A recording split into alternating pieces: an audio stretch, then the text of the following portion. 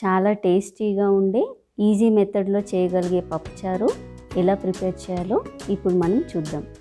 ఓం శాంతి. బ్రహ్మకుమారి సాత్విక ఆహారం ప్రోగ్రామ్కి స్వాగతం. సండే వచ్చింది అంటే ఏదైనా స్పెషల్ చేసుకోవాలని అనిపిస్తుంది కదా.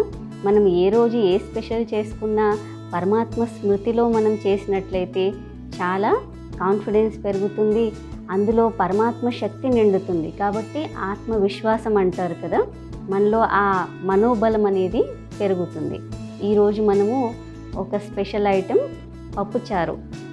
ఇది ఎంత కమ్మగా మంచిగా టేస్టీగా ఉండే పప్పుచారు ఎలా చేయాలో, ఈజీగా ఎలా ప్రిపేర్ చేయాలో మనం చూద్దాం.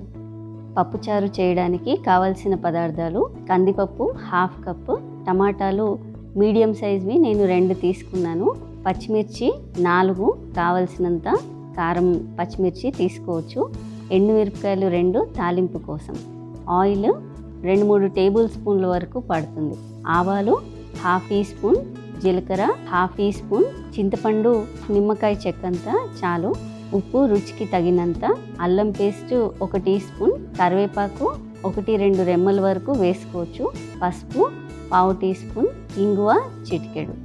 ముందుగా నేను కందిపప్పుని ఉడికించాను. కందిపప్పు మంచిగా మెత్తగా ఉడికేలాగా ఉడికించుకోవాలి. తర్వాత దీన్ని చల్లార్చుకోవాలి. ఇప్పుడు మూకుడు తీసుకొని అందులో తాలింపు వేసుకుందాము. ఇందులో ఆయిల్ వేసి వేడెక్కినాక తాలింపు వేసుకుందాము. నూనె వేడెక్కింది.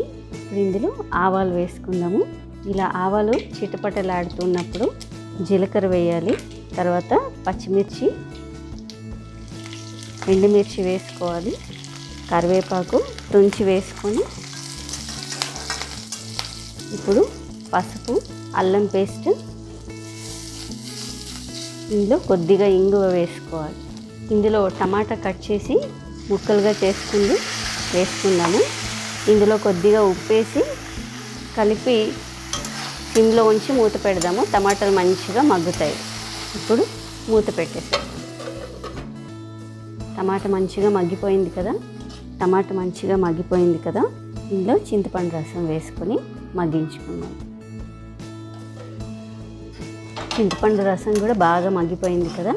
ఇప్పుడు ఏదైతే పప్పుని నేను మెత్తగా మిక్సీ వేసేసాను, దీన్ని ఇందులో వేసుకుందాము. దీంట్లో వాటర్ యాడ్ చేసుకుందాము. బాగా కలపాలి. పప్పు బాగా కలిసిపోయేలాగా ఇలా వాటర్ యాడ్ చేయాలి, మంచిగా కలపాలి. ఇప్పుడు ఈ చిక్కదనం సరిపోయింది. దీన్ని మంచిగా ఒక మరుగు రానిద్దాము.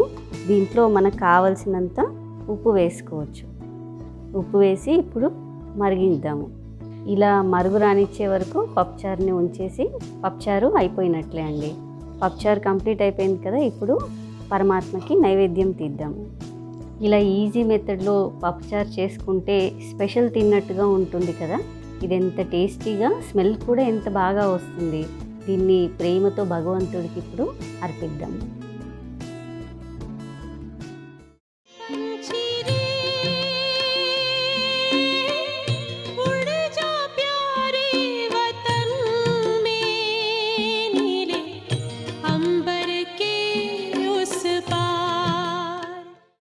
ఇప్పుడు ఈ పప్పుచారుని సర్వింగ్ బౌల్లోకి తీసుకుందాము. ఇప్పుడు దీన్ని కొత్తిమీరతో గార్నిష్ చేద్దాం. ఇంకా మీరు వేడి అన్నంలో ఈ వేడి పప్పుచారుని సర్వ్ చేయొచ్చు. చూసారు కదా, చాలా ఈజీ మెథడ్లో పప్పుచారుని ఎలా ప్రిపేర్ చేయాలో. ఇది చాలా ఈజీ అండి. వంటలు అంతగా రాని వాళ్ళు కూడా మేమేం స్పెషల్స్ చేసుకోలేము అని ఆలోచించాల్సిన పని లేదు. ఈ మెథడ్లో చేసినట్లయితే చాలా టేస్టీగా మీరు కూడా వండుకోవచ్చు. మళ్ళీ ఇంకొకసారి మరో రెసిపీతో కలుద్దాము. ఓం శాంతి.